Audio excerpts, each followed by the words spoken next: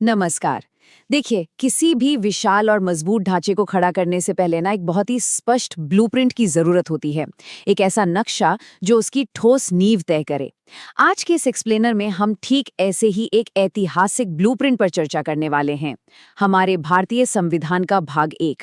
ये वो हिस्सा है जो बिल्कुल साफ करता है कि भौगोलिक और राजनीतिक रूप से आखिर भारत का स्वरूप क्या है। तो आइए समझते हैं कि देश के इस राज्य क्षेत्र की नींव आखिर रखी कैसे गई है। इस विषय को गहराई से समझने के लिए हमारा आज का रोड मैप कुछ इस तरह होगा। सबसे पहले भाग 1, जहां भारत की पहचान की बात होगी। फिर अनुच्छेद 2 यानी नए राज्यों का प्रवेश। उसके बाद अनुच्छेद 3 में राज्यों का पुनर्गठन और अनुच्छेद 4 में अनुसूचियों में प्रशासनिक बदलाव। और हाँ, आखिर में हम एक छोटा सा नॉलेज चेक भी करेंगे। तो चलिए सीधा शुरू करते हैं भाग 1 से। भारत की पहचान अनुच्छेद 1। अब संविधान की शुरुआत ही उस देश की पहचान से होती है। अनुच्छेद 1 बहुत ही साफ शब्दों में देश का नाम तय करता है। इंडिया दैट इज भारत, यानी इंडिया अर्थात भारत। और इसके साथ ही इसकी स्ट्रक्चर को लेकर एक बहुत ही दिलचस्प बात कही गई है। भारत को आधिकारिक तौर पर राज्यों का संघ या यूनियन ऑफ स्टेट्स कहा गया है। ध्यान दीजिएगा, ये सिर्फ राज्यों का कोई आम ग्रुप नहीं है, बल्कि एक ऐसा मजबूत संघ है जहां सभी राज्य और केंद्र शासित प्रदेश एक साथ मिलकर इस महान देश का निर्माण करते हैं। और इस विशिष्ट शब्द यूनियन का चुनाव क्यों किया गया, इसके पीछे की सोच बहुत ही शानदार है। Doctor B R. अम्बेडकर जी ने इसे बहुत ही खूबसूरती से समझाया था। उन्होंने स्पष्ट किया कि यूनियन या संघ शब्द का इस्तेमाल बिल्कुल जानबूझकर किया गया था, ताकि कोई भी राज्य भारत से अलग होने का यानी सिसीड करने का दावा न कर सके। सोचिए, ये एक शब्द कितने मजबूत लंगर की तरह काम करता है, जो देश को हमेशा एकजुट और अखंड रखता है। चलिए अब आते हैं अनुच्छेद 2 पर, जो नए राज्यों के प्रवेश के बारे में है। राष्ट्र की पहचान तो तय हो गई, पर देश की सीमाएं बाहरी रूप से कैसे विस्तार ले सकती हैं, यही अनुच्छेद 2 तय करता है। संसद के पास ये सुप्रीम पावर है कि वो किसी भी नए राज्य को भारत में शामिल कर सकती है या एक बिल्कुल नया राज्य स्थापित कर सकती है। ये मुख्य रूप से उन बाहरी क्षेत्रों के लिए है जो पहले से भारत का हिस्सा नहीं है। इसका सबसे परफेक्ट ऐतिहासिक उदाहरण है सिक्किम, जिसे बिल्कुल इन्हीं शक्तियों का इस्तेमाल करके देश में शामिल किया गया था। अब बाहरी सीमाओं से थोड़ा अंदर की तरफ चलते हैं। अनुच्छेद 3 यानी राज्यों का पुनर्गठन। यहाँ पर एक बहुत ही मजेदार पॉइंट है जहाँ अक्सर लोगों को कंफ्यूजन होता है। अनुच्छेद 2 और 3 के बीच का फर्क देखिए। एक तरफ है अनुच्छेद 2, जो पूरी तरह से बाहरी राज्यों के प्रवेश से जुड़ा है, जैसे सिक्किम।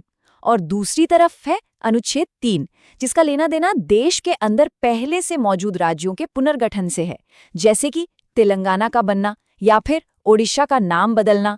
ये तुलना अगर दिमाग में रखेंगे तो कभी कंफ्यूजन नहीं होगा। अब देखते हैं कि इस आंतरिक पुनर्गठन के तहत संसद के पास कितनी पावर है। सच कहूं तो बहुत ज्यादा। अनुच्छेद 3 के मुताबिक संसद एक नया राज्य बना सकती है, किसी भी मौजूदा राज्य का क्षेत्रफल बढ़ा या घटा सकती है, उसकी सीमाएं यानी बाउंड्रीज बदल सकती है, और यहाँ तक कि राज्य का नाम भी बदल सकती है।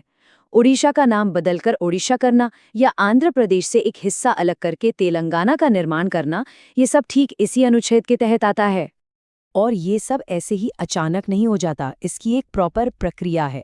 स्टेप 1, सबसे पहले राष्ट्रपति की सिफारिश जरूरी होती है। स्टेप 2, फिर जिस राज्य में बदलाव हो रहा है वहां की विधानसभा से उनकी राय मांगी जाती है। पर यहाँ एक कैच है, विधानसभा की राय मानना या न मानना ये बाध्यकारी नहीं है, क्योंकि स्टेप 3 और आखिरी फैसला हमेशा संसद का ही होता है।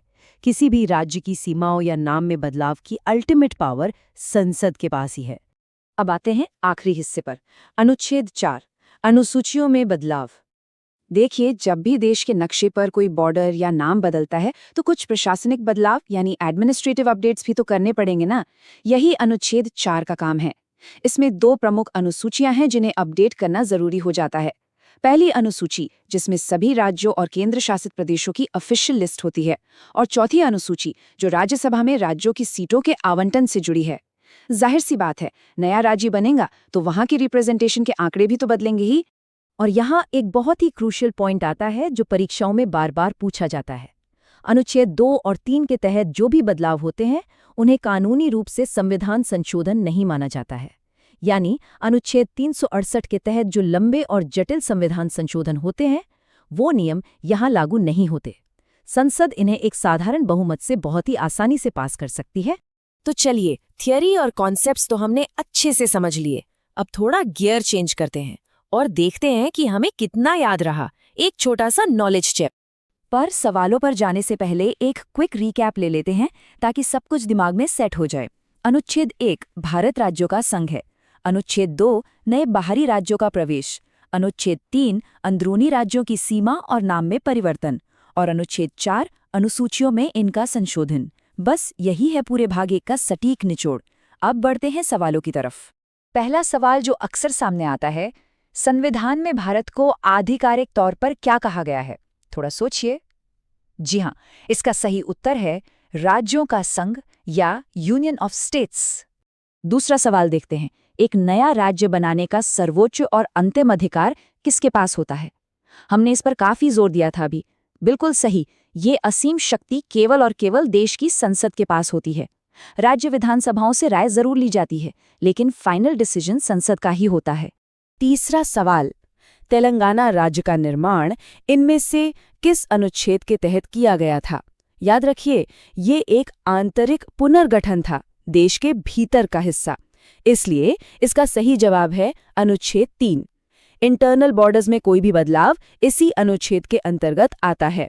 और आज का आखिरी सवाल, ये वाक्यांश इंडिया दैट इज भारत संविधान में ठीक कहाँ लिखा गया है?